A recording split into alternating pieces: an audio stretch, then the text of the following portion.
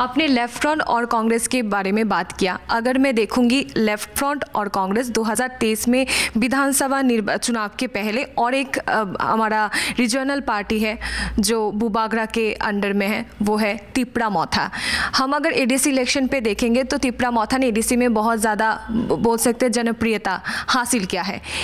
इस चुनाव के पहले तिपरा मौथा आप लोगों के लिए, भारतीय जनता पार्टी के लिए थ्रेट हो सकता है कि नहीं? देखिए, तिपरा माथा का जहाँ तक प्रश्न है, आदिवासी समाज इस सच्चाई को समझता है कि आदिवासी समाज को इस आज़ाद भारत में इज्जत देने का काम, प्रतिष्ठा देने का काम, सम्मान देने का काम यदि किसी पॉलिटिकल पार्टी ने किया है तो भारतीय जनता पार्टी ने किया है।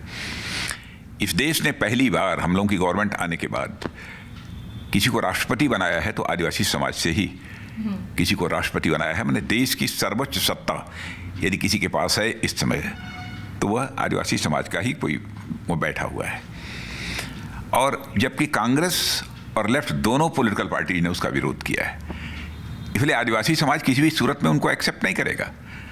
और आदिवासी समाज के कल्याण के लिए, आदिवासी समाज के वेलफेयर के लिए भी गवर्नमेंट ने बहुत सारी स्कीम्स चलाई हैं। अब एकलव्य योजना है, उसके अतिरिक्त बहुत सारी योजनाएं, कितनी योजनाओं की मैं चर्चा करूं। आवास मिलने का भी हो, पानी मिलने का हो, ये आयुष्मान भारत योजना के अंतर्गत मेडिकल फैसिलिटीज़ मिलने का काम हो,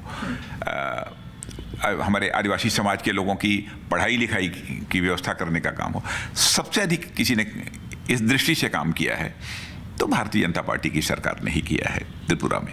इसलिए लोगों का समर्थन आदिवासी समाज का भी भारतीय जनता पार्टी को ही प्राप्त होगा। और आदिवासी समाज के लोग बहुत ही जागरूक हैं, उनके अंदर अवेयरनेस की कमी, पॉलिटिकल अवेयरनेस की कमी नहीं है। वह जानते हैं कि त्रिपुरा मौथा किसी भी सूरत में गवर्नमेंट नहीं बना सकती है।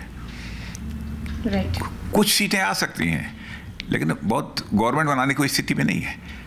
इसलिए लोग उसी को अपना वोट देंगे जो कि त्रिपुरा में एक क्लियर मेजॉरिटी के साथ, स्पष्ट बहुमत के साथ सरकार बना सके। और यह सरकार बनाने की स्थिति किसी एक पॉलिटिकल पार्टीज की है तो भारतीय जनता पार्टी अथवा भारतीय जनता पार्टी के साथ जो हमारे एलआई हैं, जो हमारे गठबंधन के साथ लोग जुड़े हैं, वो लोग।